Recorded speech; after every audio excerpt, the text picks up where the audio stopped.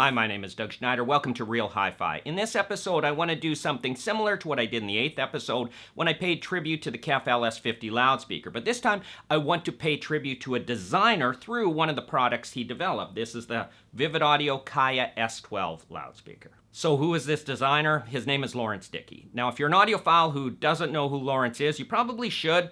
But you might indirectly know through some of the products he's created. Laurence was with B&W, Bowers Wilkins in the 80s through the early 90s, and there he invented the matrix enclosure you still see used on their loudspeakers today. He invented the tapered tubes that they use, and those were actually for the Nautilus loudspeaker that he designed, a really legendary design that was released in the early 90s and is still available today. Now, there's a lot more I could say about Laurence, but I did a half-hour interview with him just over a year ago that you can find in our SoundStage Icon series, and I encourage you to watch that to learn a lot more. Now, what is Vivid Audio? Vivid Audio was formed in 2004 between Laurence Dickie and Philip Guttentag. Laurence lives in England. Philip lives in South Africa. That's also where the main Vivid Audio factory is, and that's where the Giya and most of the Kaya loudspeakers come out of. Laurence has an R&D facility in England as well. There's a small Vivid factory, and that's actually where the S12 comes out of. So now let's touch on Laurence Dickie and why I admire him and his speakers so much. The speakers, it's easy. Some of the best sounding loudspeakers I've ever heard come from Vivid Audio. And it's because of the way he approaches his designs and the unique position he has at Vivid Audio. Basically, he does what he wants. Now, I am sure that if you said to him, I don't like the way your speaker looks or sounds, he would be a little hurt, but he would not change it. He designs what he feels is an uncompromised design in his vision. He delivers to you exactly what he wants, and that's rare. Why is that rare? Unfortunately, in product development, when you get to see inside many companies, sometimes the products get diluted. The marketing department might want this. The sales department might want that. The accountants might want another thing.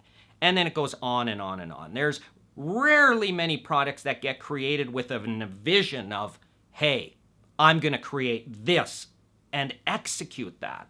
And as far as I can tell at Vivid Audio with the partnership between Laurence and Philip Guttentag, it's Laurence's vision that gets created. That said, that single vision can be a disaster if the person has a poor vision, right? Hey, I'm driving forth with my vision and it's a bad vision and this is going to be a terrible product. But time after time after time, Vivid has hit it out of the park with consistently outstanding products, including the S12. And then before that, no one can deny Laurence's achievements at B&W. His vision is probably a good one. Another thing Vivid Audio has going for it, again, has to do with Laurence's vision. I remember him telling me a story about when he partnered with Philip Guttentag and telling him, we have to build everything. By everything, he meant everything. So let's take the S12, for example, which is a two-way design. This enclosure made of a composite is unlike anything you've ever seen before. The drivers, these are not off-the-shelf drivers, modified drivers, or Vivid design drivers made by someone else. These are made by Vivid Audio in their factory. Inside, there's a unique absorber technology that basically takes Laurence's taper tube technology and bundles it all inside the enclosure.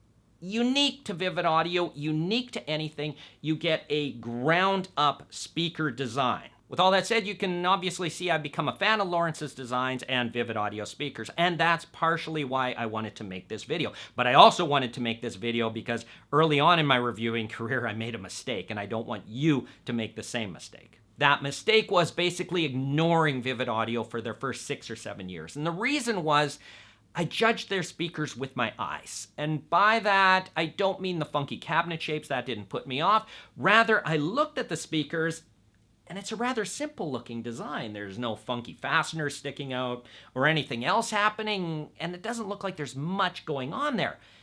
But it was, I think in about 2010, I took a really close look at one of their loudspeakers and I thought, wow, behind that simplicity is a lot of complexity to make this come together the way they have. And that speaks to the genius of Laurence's design skills. And then when I listened to him, I was blown away. Let me wrap this up by stating this. I think if Laurence Dickie stopped designing loudspeakers after the Nautilus, he would be remembered as one of the finest and most forward-thinking loudspeaker designers of his time. But now when you look at what he's achieved with Vivid Audio and over his entire career, he deserves to be recognized as one of the greatest speaker designers of all time. Thank you for watching.